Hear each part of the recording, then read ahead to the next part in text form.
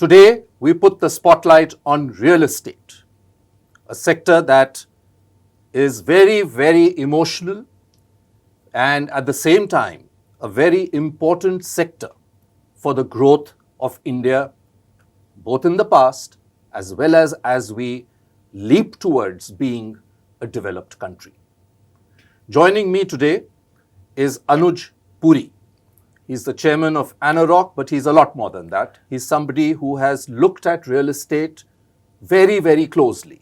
I'm sure he even wakes up at night sometimes and says property prices gone up or down. But thank you very much, Anuj. Thank you very much always, for coming by and talking to us here on this special series, which is brought to you by Edelweiss Mutual Fund.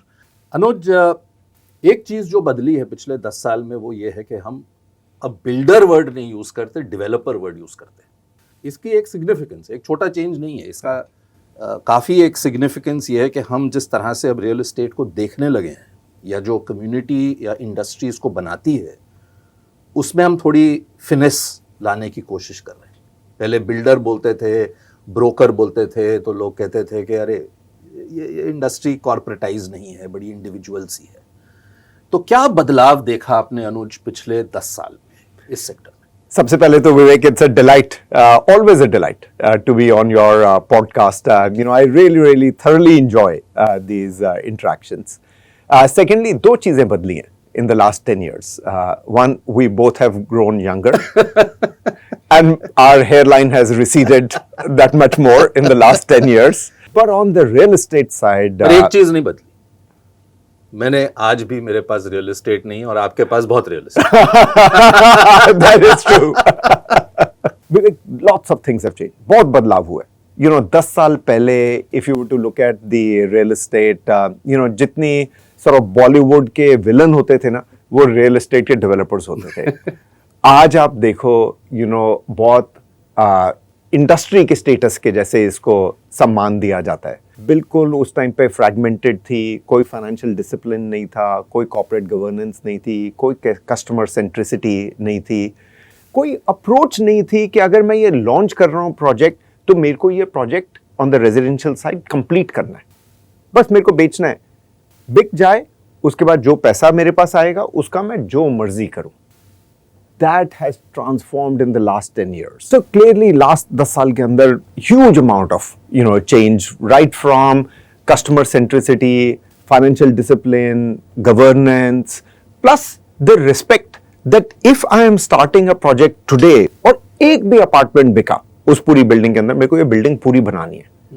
That to me is a big change from the mindset कि बेच दो, बनाएंगे बाद में, देखेंगे बनानी है कैसे बनानी है, और वो जो पैसा आया बेच के उसकी दूसरी जमीन ले लो. आज की डेट में because of RERA, because of the government intervention, because of judiciary, more importantly because of media, Vivek, there has been a huge change in the mindset of the developer. उसको मालूम है आज मैंने एक भी अपार्टमेंट बेचा, मेरे को ये पूरी बिल्डिंग बनानी पड़ेगी, अदरवाइज इसके जो कॉन्सिक्वेंसेस हैं ये बहुत लीथल होंगे. That's the biggest change. Second biggest change that I have seen is that the customer who was buying a home at that time, मैं ऑफिस पे भी आऊँगा, at that time he used to say मेरे को आप मेरा घर दे दो, that's it. फिर आया मेरे को मेरा घर टाइम पे दे दो, फिर आया मेरे को मेरा घर वही वाला दो जैसे आपने ब्रोशर में बनाया था. आज जो है विवेक, उनको है कि मेरे को आप जो घर दे रहे हो उसमें कम्युनिटी कैसी है, उसके अंदर जो लोग आ रहे हैं वो कैसे हैं, कम्युनिटी लिविंग कैसी है, बाकी सब हाइजीन हो गया. Delivery on time, product and the entire preface by the developer कि ये पूरा का पूरा लीगल है, that is hygiene. Today it is the expectation is कि मेरे को आप कम्युनिटी बताओ कैसी मेरी होगी. Similarly on the office side, पहले बिल्डिंग होती थी एंड ऑफिसेज होते थे. आज की डेट में hybrid work force, that they are wanting collaborative areas, they are wanting a lot more facilities. F&B चाहिए, food and beverage नीचे चाहिए, games की facility चाहिए, community activities चाहिए in the office buildings. Clearly huge amount changed in both offices and resi. But what has also changed is other alternate asset classes. पहले data centres नहीं होते थे 10 साल पहले, पहले वेयरहाउसिंग इंडस्ट्रियल नहीं होता था, पहले को वर्किंग नहीं होता था. आज की डेट पे आप देखो Vivek, this is become a very large constitute of the overall real estate. All in all, I would say is that in the last 10 years, from being a wild, wild west sector, it has become a highly compliant, disciplined, corporatized, and a consolidated sector. जो cleaning process है वो जो चला है, जिससे जैसे आपने कहा जुडिशरी और सरकार दोनों ने बहुत ही स्ट्रांगली स्टेप इन किया है इसमें. Correct. और क्योंकि इस इंडस्ट्री में मेरे ख्याल से सभी आपके दोस्त हैं, तो आधे दोस्त तो जेल में हैं. तो क्या ये बदलाव जो है, एक डर का माहौल अब आप देखते हैं लोगों में कि ऐसा है कि चलिए कोई बात नहीं, आधी कंसोलिडेशन हो गई, देख लेंगे जब टाइम आएगा. क्योंकि मैंने तो अपनी आंखों के सामने देखा, वो जब बिल्डिंग गिराई सबने सोचा ऐसा हो ही नहीं सकता, लेकिन हुआ. और कई और ऑर्डर्स आए कई बिल्डर्स पे. तो ये जो कंसोलिडेशन का फेज है कि जो अगर आप एक चीट कर रहे हैं लोगों को, आप कोई सिस्टम में नहीं रहना है, आप अलग हो जाएंगे सिस्टम से. तो ये जो कंसोलिडेशन का जो फेज है, और काफ़ी बड़े बड़े अब ग्रुप्स भी जो जाने माने ग्रुप्स हैं, चाहे वो टाटाज हों, गोदरेज हो और कई और, वो भी अब इस सेक्टर में शामिल हो रहे हैं. ये जो कंसोलिडेशन का फेज है, कॉर्पोरेटाइजेशन का फेज है, क्या आप इसे आगे चलते हुए और दम पकड़ना देखते हैं? सो विवेक, 2-3 चीजें हैं इसके अंदर. इज एक तो आई क्लियरली सी इज ये consolidation will continue. I don't think हम पूरा कंसोलिडेट हो चुके हैं अभी. ये कंटिन्यू होगा process.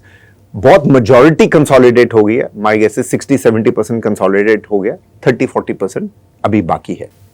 Second is I am hoping that और कॉर्पोरेट्स इस सेक्टर के अंदर आए, बिकॉज उनको आज की डेट पे लग रहा है कि ये क्लीन होता जा रहा है सेक्टर. अब देखिए, जैसे आपने नाम लिए, गोदरेज है, टाटा है, Birla has come into this, Mahindra is into this, Hero, Mittal, Bharti Mittals, JSW, TVS, several of these corporates have now come into this real estate sector. पहले नहीं होते थे ये corporate. So you know clearly it's a representation कि they are excited and they believe कि ये level playing field हो गई है आज की डेट पे. पहले लेवल प्लेइंग फील्ड नहीं थी, आज की डेट पे ये इंडस्ट्री बनती जा रही है. सो क्लियरली उस हिसाब से कंसोलिडेशन आ रही है. सेकंड आपका क्वेश्चन था कि are the developers scared? 110%. I am telling you is, अगर आप इनको रात को 2 बजे भी पूछोगे ना कि बॉस ये बिल्डिंग अगर आप शुरू कर रहे हो और आपने एक भी अपार्टमेंट बेच दिया, वो आपको सीधा बोलेगा कि boss I have to make sure कि मैं इसको डिलीवर करूं, चाहे मुझे अपनी वाइफ की ज्वेलरी ना बेचनी पड़े. I will make sure that I will deliver. Plus जो आज की डेट पे लॉज हैं विवेक, रेरा जैसे है, उसके अंदर बहुत आसान कर दिया उन्होंने. आप पैसा ही एस्क्रो में देते हो और वो एस्क्रो का 80% has to be utilised for construction activity. Even if the developer was to go bankrupt, एक अजम्पशन ले लेते हैं, कोई और रीजन हो गया उसका, कोई और बिजनेस के अंदर कहीं पे उसकी प्रॉब्लम आ गई, he can not touch that money only जो एस्क्रो के अंदर है. A new developer comes in, 80% तो आपका उधर पड़ा हुआ है पैसा. You can use that money to be able to develop it. RERA के पहले क्या होता था, एस्क्रो ही नहीं होता था, वो पैसा सारा निकल जाता था बाहर. तो जो न्यू डेवलपर आता था वो बोलता था आपने तो सारा पैसा निकाल लिया इसमें से, अब तो सफिशिएंट पैसा ही नहीं है इसके अंदर to be able to complete this project. So उसके अंदर बहुत सारे चेंजेस आए हैं.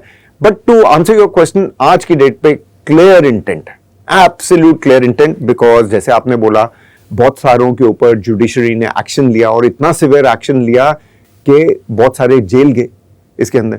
एंड ये सारे एक ही फ्रेटर्निटी के हैं. सो दे आर वेरी केयरफुल कि हमें बिल्कुल कंप्लायंट देना है, जो प्रोडक्ट हमने प्रॉमिस किया है वही प्रोडक्ट देना है, उसी टाइम में देना है. कोई मैवरिक चीज नहीं करनी, कोई वाइल्ड वाइल्ड वेस्ट जैसे जो चीजें होती थी नहीं करनी है. कस्टमर को जो हमने प्रॉमिस किया है विद इन दैट टाइमलाइन देना ही देना है, चाहे मुझे कुछ और बेच के उसका कंप्लीट ना करना पड़े. नहीं तो मैं रिस्क ले रहा हूं कि मैं जेल जाऊंगा. That is the thought in their mind. Anuj, जब मैंने अपना करियर शुरू किया था तो मेरे एडिटर्स ने मुझे कहा था कि अगर देश की प्रगति, इकोनॉमिक प्रगति को देखना है तो दो सेक्टर्स को देखो, एक है ऑटोमोबाइल और एक है रियल एस्टेट, क्योंकि बाकी कई सेक्टर्स इसमें सब्ज्यूम हो जाते हैं। और रियल एस्टेट में भी देखिए, एक बिल्डिंग जब खड़ी होती है तो सिर्फ एक घर नहीं होता, उसमें स्टील है, सीमेंट है, लेबर है, एम्प्लॉयमेंट है, कई चीज़ें, इलेक्ट्रिकल्स हैं। तो आप रियल एस्टेट की अहमियत, अब हम बात कर रहे हैं अमृतकाल की, हम बात कर रहे हैं विकसित भारत की, रियल एस्टेट सेक्टर की या को जो अहमियत मिलनी चाहिए, चाहे वो पॉलिसी के थ्रू हो, चाहे वो सोसाइटी के थ्रू, क्या आप मानते हैं कि वो मिल रही है उसको? और इसको आगे चलते आप कितना क्रिटिकल बताते हैं? आप कई चेंबर्स की कमेटी पे भी हेड हैं, आप बातचीत करते हैं सरकार से, पॉलिसी मेकर्स से, तो किस तरह से आप एक्सप्लेन करते हैं उन्हें कि रियल एस्टेट कोई एक ऐसा सेक्टर नहीं है जिसको आप ऐसे दूर रख लीजिए, इकोनॉमिक ग्रोथ के लिए बहुत अहम है? विवेक, मैं आपका सेकंड क्वेश्चन पहले आंसर करता हूँ। ये बहुत ही अहमियत वाला सेक्टर है। मैं कुछ डेटा आपको देता हूँ। 2023 में रियल एस्टेट सेक्टर की जो ओवरऑल जीडीपी की कंट्रीब्यूशन थी 7.5% थी। हमारे हिसाब से बाय 2030 ये 13% पहुंच जाएगी। एट 13% $1 ट्रिलियन की कंट्रीब्यूशन है, $1 ट्रिलियन। सेकेंड इज, ये सेकेंड लार्जेस्ट सेक्टर है एम्प्लॉयमेंट के लिए after agriculture. That large direct employment. Indirect employment लोगे कि स्टील है, मोटर है, ब्रिक्स है, वो तो और ज्यादा हो जाएगा। मैं बोल रहा हूं डायरेक्ट एम्प्लॉयमेंट का। Third is, our expectation is by 2033 40% of India's population will be living in urban areas. अगर वो अर्बन एरियाज के अंदर 40% आपकी इंडिया की पॉपुलेशन रहेगी, क्लियरली आपको सिटीज चाहिए, आपको डेवलपमेंट चाहिए, आपको रियल एस्टेट चाहिए। उसके बगैर कैसे अर्बनाइजेशन होएगी? फोर्थ, ये एफडीआई बड़ा अट्रैक्ट करता है sector. Fifth, this is the biggest thing on sustainability. हम इंडिया में बोल रहे हैं नेट कार्बन जीरो होना चाहते हैं।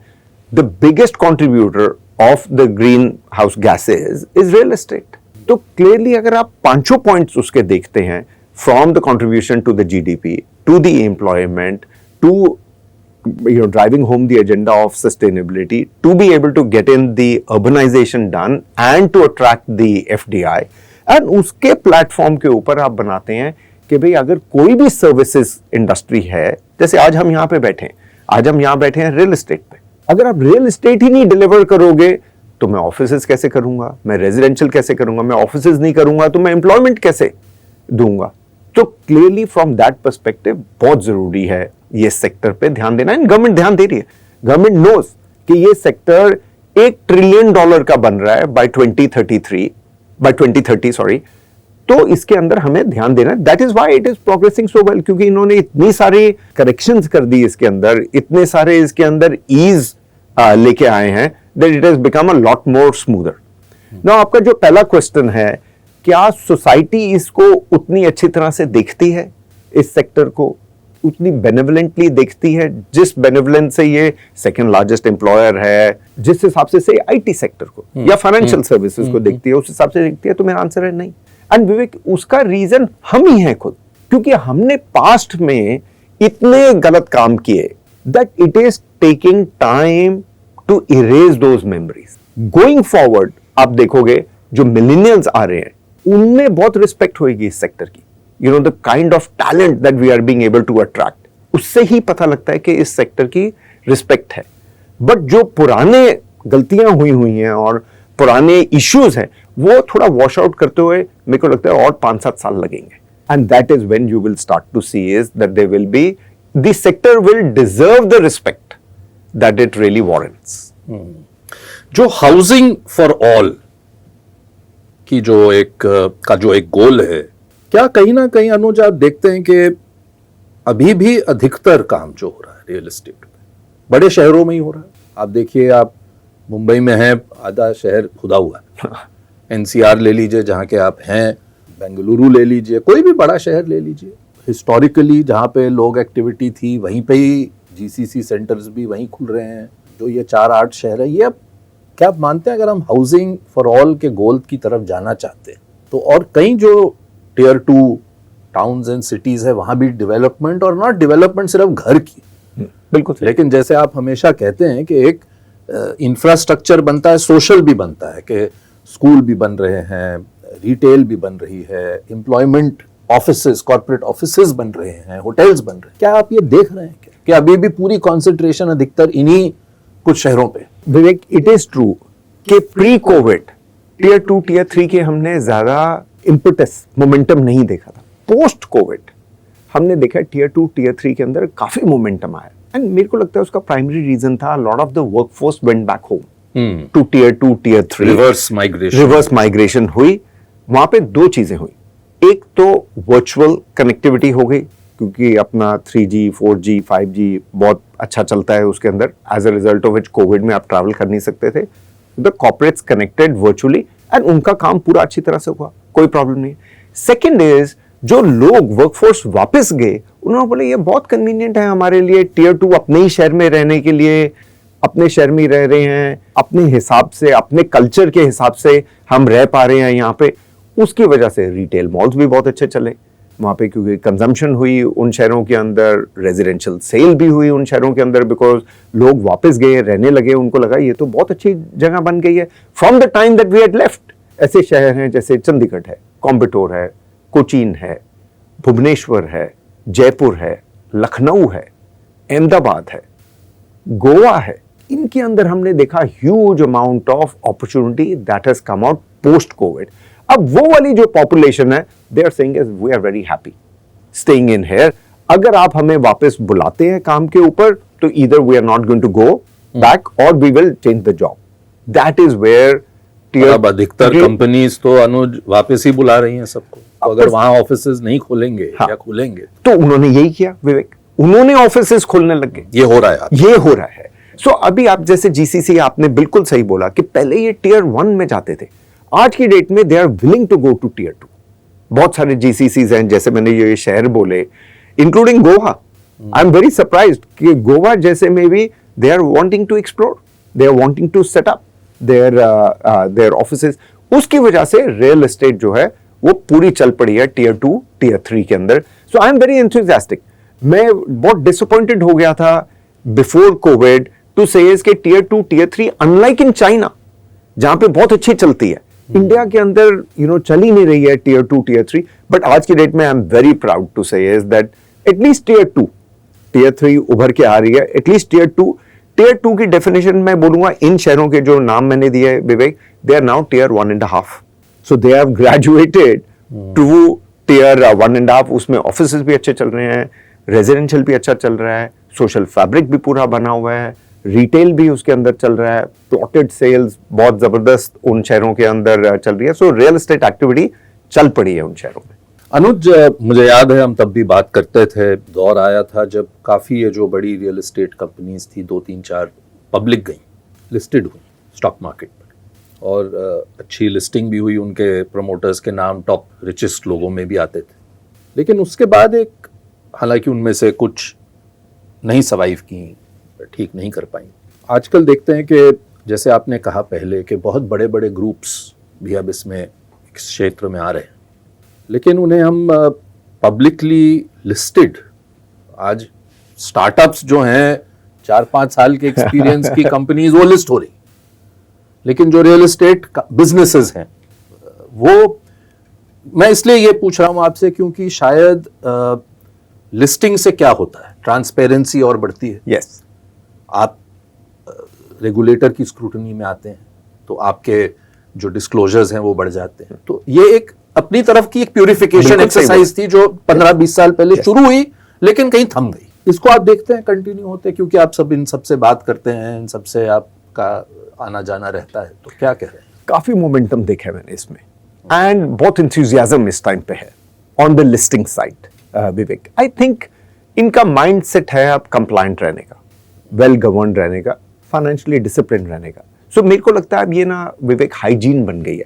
Either they are publicly listed और प्राइवेट, ये अब उनके दिमाग के अंदर द पेनी हैज ड्रॉप्ड कि ये तो हमें फॉलो करना ही करना है, तो इतना उनको अब डर नहीं लगता पब्लिक जाने के लिए।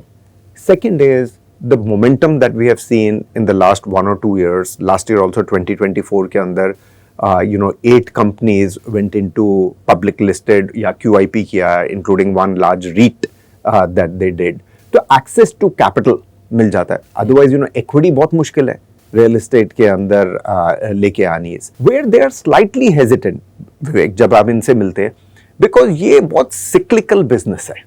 इसके अंदर अप्रूवल मिलती है, सेल्स होती है, एकदम ऊपर जाती है रेवेन्यू, फिर अगर नहीं मिलती हैं तो then it starts to fall. It is not quarterly predictable. अगर आप ऑफिस के डेवलपर हो और रेंटल आपने दिया हुआ है तो बड़ी प्रिडिक्टेबल इनकम है आपकी जो रीट करते हैं. सो पीपल लाइक इट कि प्रिडिक्टेबल है, आपको क्वार्टर ऑन क्वार्टर मालूम है. रेजिडेंशियल के अंदर it is difficult to explain that एकदम पीक आती है और फिर ट्रफ आ जाती है और फिर ट्रफ चाहे रहेगी 2-3 quarter until you get the next set of approvals and then you launch the project and then it goes up. That is the only hesitation that they have is not as much कि मेरे को compliant और well governed और transparent रहना है. वो इनके दिमाग में है कि वो मेरे को वैसे भी रहना है अगर मैं चाहे private listed हूँ. But the hesitation is whether we will be able to explain to the market, to the analyst कि ये क्यों वॉलेटिलिटी रहती है हमारे रेवेन्यू के अंदर. अनुज, क्योंकि लैंड एक स्टेट सब्जेक्ट है तो जो रेगुलेटर है रेरा, वो भी अनफॉर्चुनेटली एक नेशनल बॉडी नहीं है. हर स्टेट में एक अलग रेरा है और यही सुनने में और पढ़ने में आता है कि स्टेट टू स्टेट डिपेंड करता है. कुछ स्टेट्स ऐसे हैं जहां पर बहुत प्रोएक्टिव है रेरा और कुछ ऐसे स्टेट्स हैं जहां पे अपॉइंट भी नहीं हुए लोग. तो अनलाइक जैसे कैपिटल मार्केट है जहां पर एक रेगुलेटर है या कई और क्षेत्र हैं जहां पर एक नेशनल रेगुलेटर है, यहाँ पे क्योंकि हमारे कॉन्स्टिट्यूशन में इस तरह से बना है तो वो हमें फेस करना है. लेकिन जब आप रेगुलेटरी डेवलपमेंट्स की बात करते हैं कि रेरा आया कम से कम चलिए, एक्ट आया, कुछ स्टेट्स ने शुरुआत की, लेकिन विकसित भारत में तो इसको बहुत तेजी से इस रेगुलेटरी स्ट्रक्चर को इवॉल्व होना पड़ेगा. बिल्कुल सही बोला आपने विवेक. एंड मैं क्रेडिट देता हूँ उसमें महाराष्ट्र स्टेट को. They were the first ones and most comprehensive. And आज की डेट पे भी विवेक अगर आप देखोगे तो a lot of innovation is coming in from Maharashtra RERA.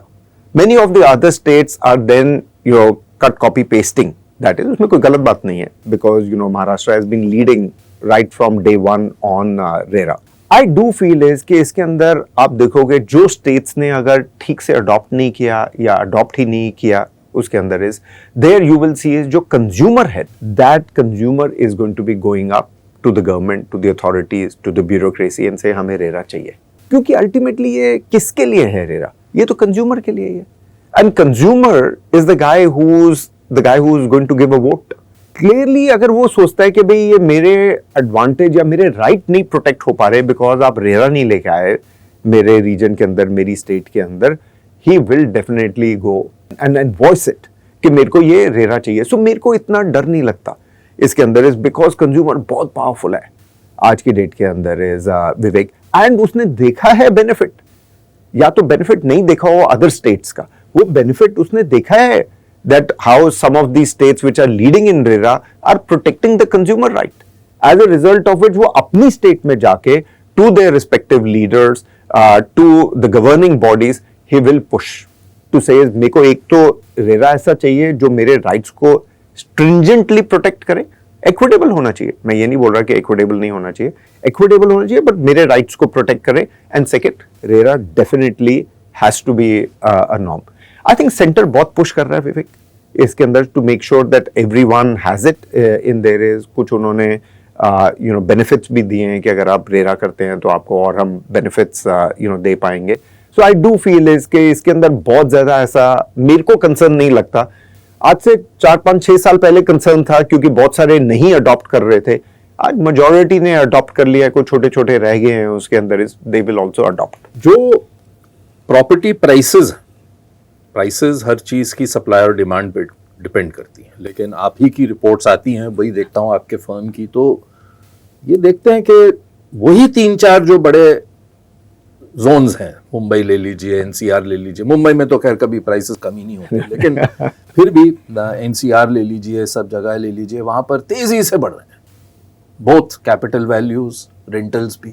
तो कहीं ना कहीं ऐसा लगता है अनुज के जो एक आम आदमी है, जो एक आम इंसान है, और एक आपकी रिपोर्ट थी बहुत फैसिनेटिंग कि जो बेनिफिट सरकार जो 40 लाख का लिमिट रखती है to make it affordable housing, correct, वो तो श्रिंक होती जा रही है. डेवलपर्स वो बना ही नहीं रहे क्योंकि डिमांड ही अब उन चीजों की नहीं है, ज्यादा की। Yes.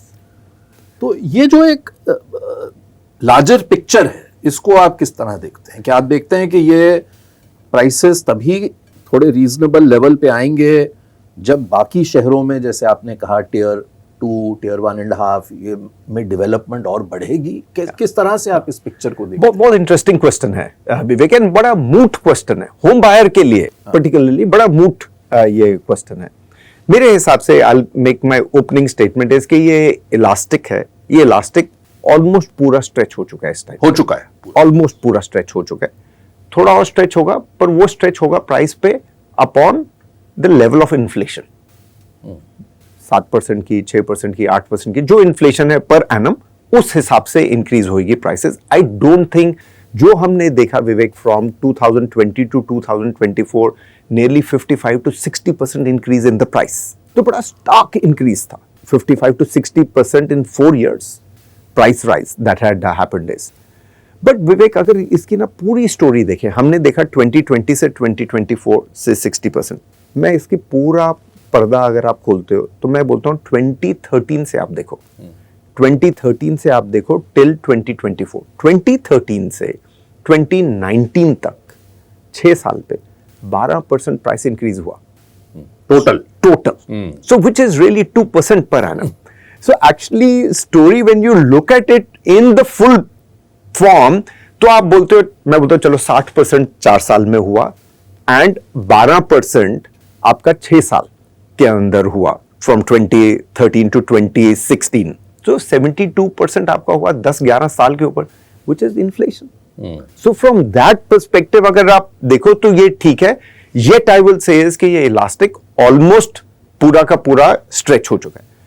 कैसे अब इसके अंदर प्राइसेस नीचे आ सकती हैं, वो विवेक आपने बिल्कुल सही बोला, या तो टियर 2, टियर 3 सिटीज के अंदर जैसे पॉपुलेशन आती है, या टियर 1 सिटी के अंदर जैसे जैसे इंफ्रास्ट्रक्चर डल रहा है। आपने एमएमआर का बोला, ब्यूटीफुल इंफ्रास्ट्रक्चर इस टाइम पे डल रहा है, कोस्टल रोड आपकी डल रही है, न्यू एयरपोर्ट आ रहे हैं, MTHL कनेक्ट हो गया, आप और लैंड मासेस खोलते हो। आज की डेट पे 80% of the value of the finished product is just land in Bombay. South Bombay में विवेक 80% is land, 20% में आपका प्रॉफिट है, आपकी कॉस्ट ऑफ कंस्ट्रक्शन है, आपकी अप्रूवल्स हैं, आपकी सेल्स मार्केटिंग, सब कुछ 20% में।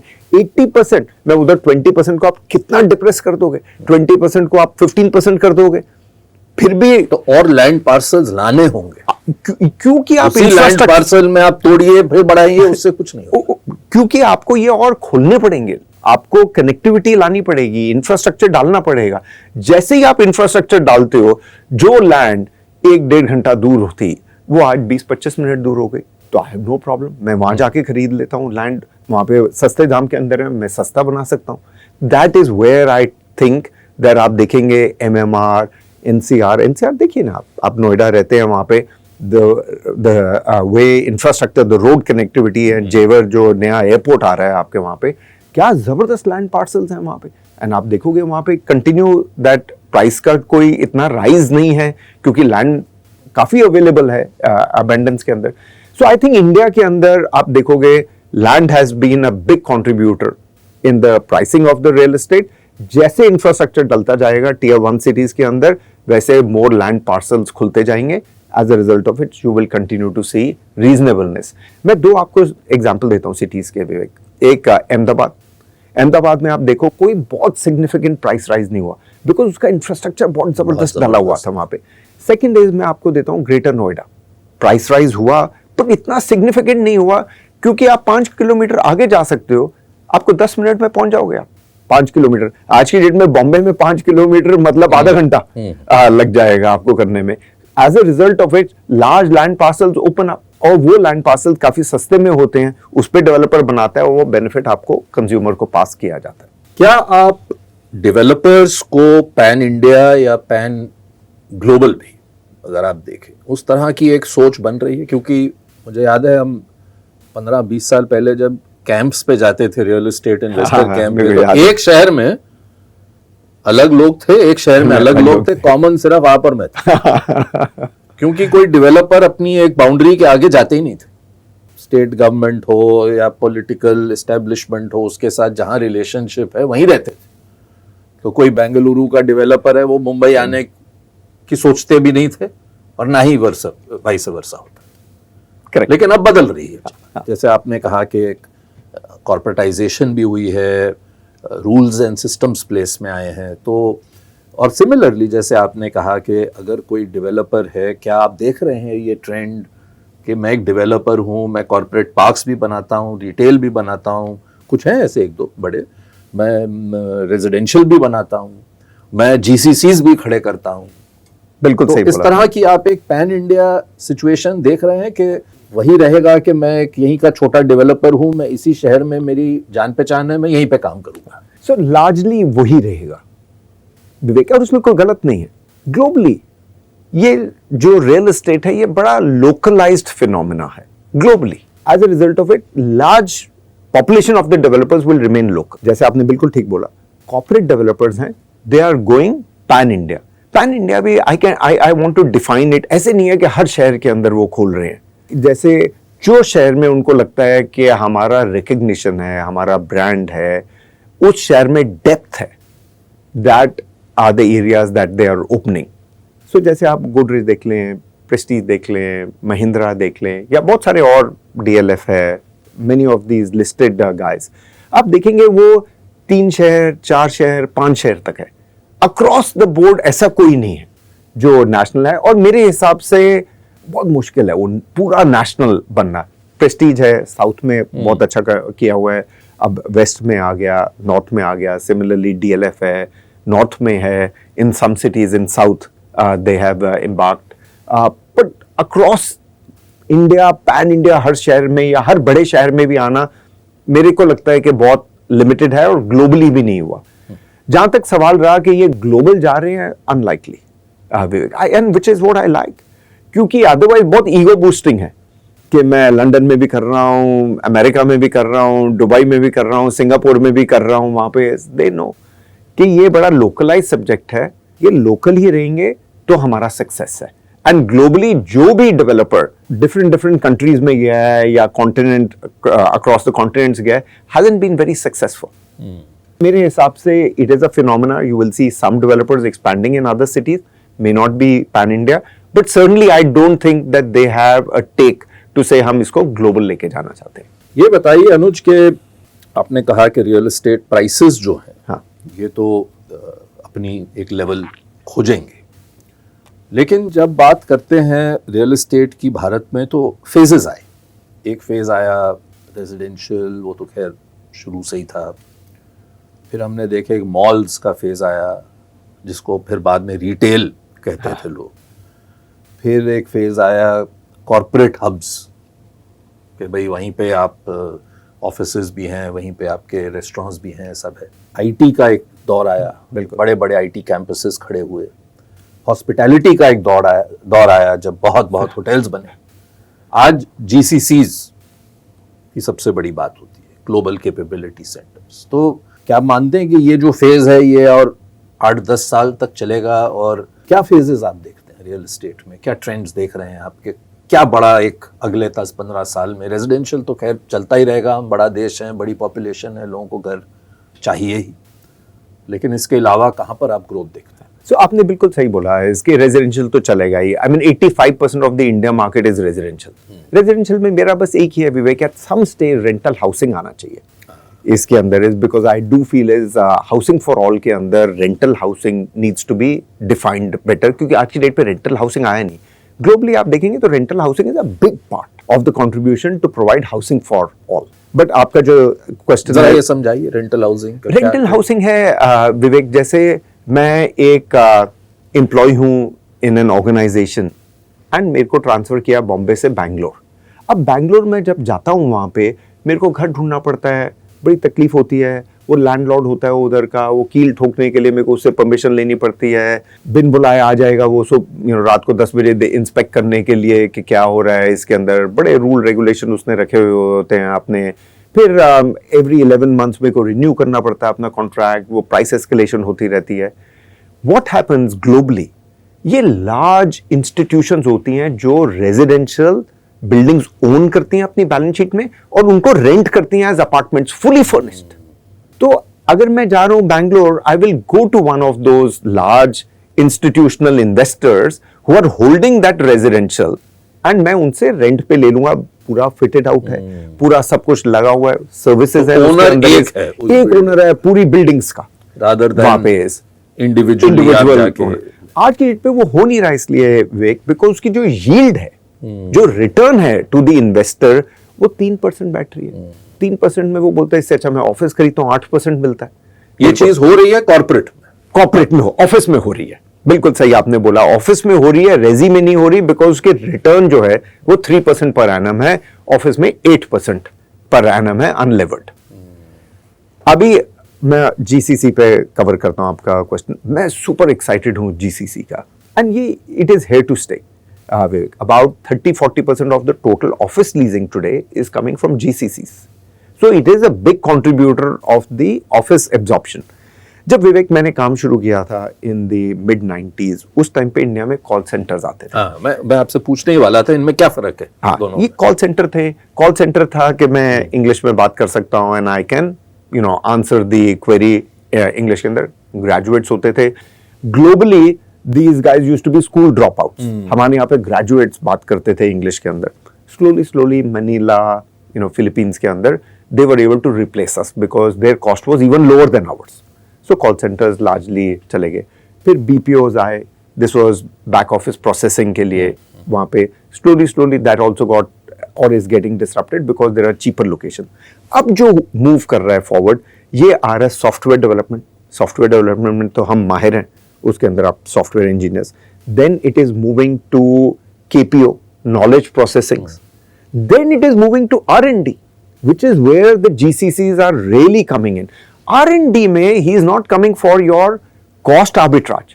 He is coming for the brain. He is coming for the talent. That to me is exciting because that is sustainable. It is not a commodity anymore. Commodity थी आपकी call center. Commodity है BPO. Now as you move to software development, KPO, R&D, they're not commodities. They are coming in here because you have the talent. That talent is not available, or at least it is not available in the numbers that they want to recruit. आज देखो आप, मानी हुई companies के new car designs are all getting done in India. Majority of the banks का risk department is all sitting, global bank departments, our risk departments are sitting in India. आप pharmaceutical में देख लो, majority of their new medicines, the test trials, all are happening in India. So that to me is sustainable, and that's where I feel is that GCCs will continue, because इनको अब पहले test लगा cost arbitrage का, फिर cost arbitrage कोई और ले गया उसके अंदर, अभी लगा इनको कि बहुत ये तो टैलेंट सुपीरियर क्वालिटी का है। कॉस्ट तो डेफिनेटली है एक advantage, but we are not only coming for cost, ये हमें टैलेंट इन द नंबर्स, मैं दोनों चीजें बोलता हूँ, quality of talent and in the numbers that you want to recruit, ये और कहीं नहीं मिल रहा हमें, ये इंडिया में ही मिल रहा है। That is why these GCCs are coming and they will continue to expand. आपका क्वेश्चन है 8 to 10 years, definitely 8 to 10 years ये रहेगा यहाँ पर। बहुत बहुत धन्यवाद हमेशा के लिए, अनुज आने के लिए, हमसे बात करने के लिए। Thank you very much. Thank you very much Vivek, always a pleasure. Thank you.